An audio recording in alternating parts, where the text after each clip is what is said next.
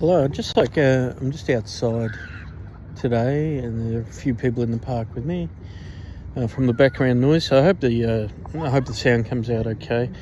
Just posting. I thought I'd try and add to the ambience or atmosphere a little bit. Being self-indulgent.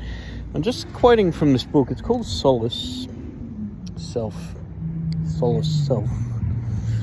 Now, I own the copyright of this book, so you can read into that what you wish.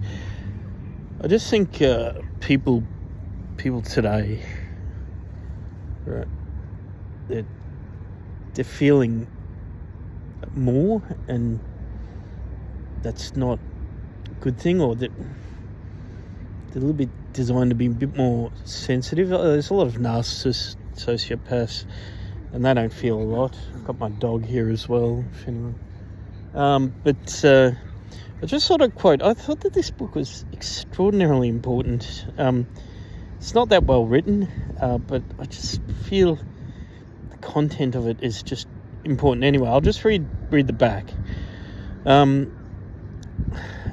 am you, except I despise myself. So already you're thinking it's about self-loathing, and that's not a fun topic. It's not fun. It's not meant to be fun, but it's not something that I guess anyone's going to jump up and down to read. I am you, except I despise myself. We are all the same. It's nice. That doesn't really work in the real world, but that's a nice thing to say.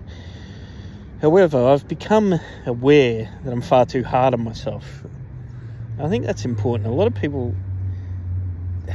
a lot of people that aren't hard on themselves, but there are a lot of people that are far too hard on themselves. You don't have to be hard on yourself. We've got this system where you go to school, you get trained, you learn a trade, you learn a skill, you have to survive, you have to sort of fight for that dollar that maybe the guy next to you is trying to get. And anyway, and it leads to this mentality of being harsh or hard on yourself, and follow orders, be a good soldier.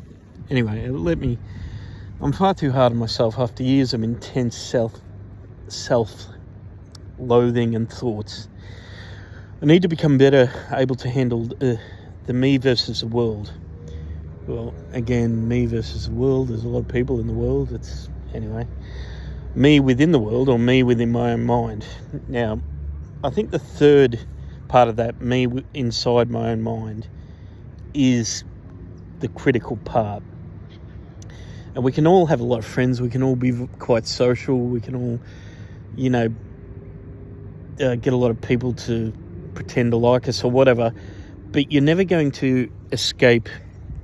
Sorry, there's birds. You're never going to escape your own mind. You can't. It's too powerful. It's just the power of your own mind to you is unbelievable. All right, I was spoiled, but it's difficult to describe oneself like that when over the age of 40. Now, so 40 is just a number, so but it's hard to describe yourself as spoiled or a spoiled brat when you're middle-aged. It's not. But you call a kid spoiled because he's behaving badly, gets everything he wants. He gets his iPad, he gets his, his devices and everything. And he just expects life to be like that forever. And so he's spoiled. But when you're a middle-aged person, it's non-gender. There's no gender anything here. It's hard to describe yourself as a spoiled brat. And it's hard for anyone to describe you as a spoiled brat, but you very well could be. You absolutely could be. And that's just something that I'd like to sink in. I want my family happy above all else, but I need to transcend my own ridiculous brain mindset first to achieve contentment. Okay, if any of this resonates with you, this is a crucial read, I think. Not only can it help with not happiness, it says happiness here, but not happiness. That's just something that's beyond anyone's reach. It's a word that doesn't truly define anything, in my opinion. But some sort of self-control or self-training or self-mental training, something like that. But also a fresh perspective to enable you to feel less overwhelmed and negative in critical situations. I think that's important. I truly find humankind amazing, but our world and pressures have changed over time. Many of us need to adapt. Not entirely sure. It's not anyone's fault, and coping can be extremely hard when adversity strikes. Like you might have, what's that song? There's a song, Heaven. Never had to knock on wood, but I know someone that has. Makes me wonder if I could. Makes me wonder if I could handle it. And a lot of people like that. You don't, until real adversity strikes, you're not aware of it. You don't, and you have to go through it. If you live long enough, it's going to hit. It's going to come. All you have to do is live long enough for it to happen. But you can go 40 years without what I would say a critical adverse event. And you need to work on the skills to really handle that. Or some people are just tough, a lot of people, I don't know, can just handle it, I guess.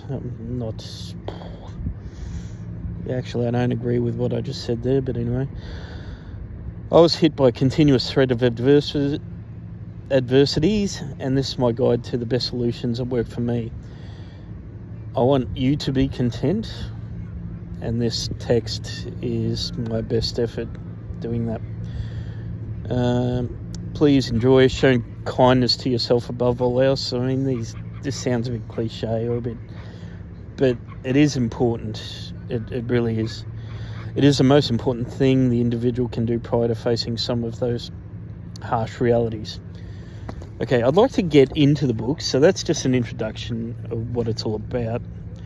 It talks about lack of money, or, I'm fat, I'm obese myself, and, being obese is not good, heart disease and things. Talks about gambling, talks about concept of money, talks about nihilism. I'd like to do penance, your own penance to yourself, or external penance, which can be inflicted if you bugger up bad enough. Or am I meant to swear there, say fuck up bad enough? I don't know. There will be the occasional colourful language in my videos, but I'll just cop a feel, and it's only done for emphasis. Did I say cop a feel? I meant see how the audience reacts to that. But it's only there, the colourful language will only be there for emphasis. Alright, so I'd like part 1 to actually talk about nihilism. And it's chapter 12 or something. So the first video will be nihilism, which is a depressing and anxiety-stricken topic, which is so horrible in itself to really comprehend. However, it will help a lot of people.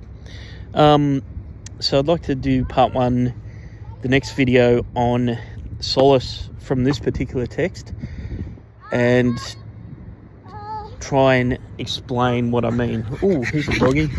There's a doggy. Better get him before he kills a kid.